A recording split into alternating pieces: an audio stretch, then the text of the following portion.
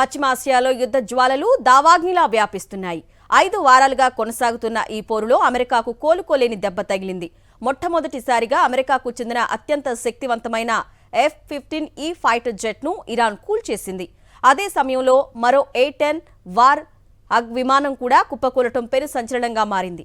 అగ్రరాజ్యం తన సైనిక పటిమపై ధీమాగా ఉన్న వేళ ఇరాన్ ఎదురుదాడి ఇప్పుడు పెంటగాన్ను ఉక్కిరిబిక్కిరి చేస్తోంది.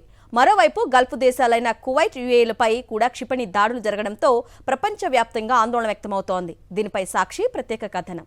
అమెరికా ఇరాన్ యుద్ధం క్లైమాక్స్ కు చేరుకుంటోంది. ఇరాన్ గగనతలంలోకి దూసుకువెళ్లిన అమెరికా వాయుసేన విమానాలను ఇరాన్ డిఫెన్స్ సిస్టమ్స్ లక్ష్యంగా చేసుకున్నాయి. F-15E స్ట్రైక్ ఈగిల్ విమానం కూలిన ఘటనలో ఓ పైలట్ సురక్షితంగా బయటపడగా రెండో ఎయిర్మెన్ ఆచూకీ కోసం గాలింపు చర్యలు ముమ్మరమయ్యాయి. అటు హర్మూజ్ జలసంధి వద్ద A-10 వార్ హాగ్ విమానం కూడా కూలిపోవడం అమెరికాను ఆశ్చర్యానికి గురిచేసింది. దీనిపై Iran parliament speaker Mohammad Ghalibaf వ్యంగ్యాస్త్రాలు సంధించారు.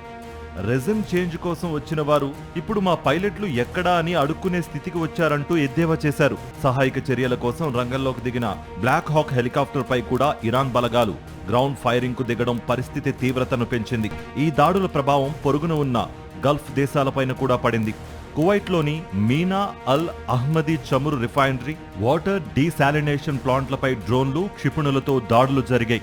అటు అబుదాబిలోని హబ్షాన్ గ్యాస్ ఫెసిలిటీలో కూడా భారీ అగ్ని ప్రమాదం సంభవించింది. యుద్ధం ఇరాన్కే పరిమితం కాలేదు. లెబనాన్ రాజధాని బీరూట్పై ఇజ్రాయెల్ దాడులు ముమ్మరం చేయడంతో లక్షలాది మంది ప్రజలు నిరాశ్రయులయ్యారు. అటు ఇరాన్, హెజ్బుల్లాలు ఇజ్రాయెల్ భూభాగంపైకి క్షిపణులను ప్రయోగిస్తున్నాయి. యుద్ధం మిగులుస్తున్న విషాదం అంతా ఇంతా కాదు. ఇరాన్లో 1607 మంది పౌరులు మృతి చెందారు. వీళ్లలో 244 మంది చిన్నారులున్నారు.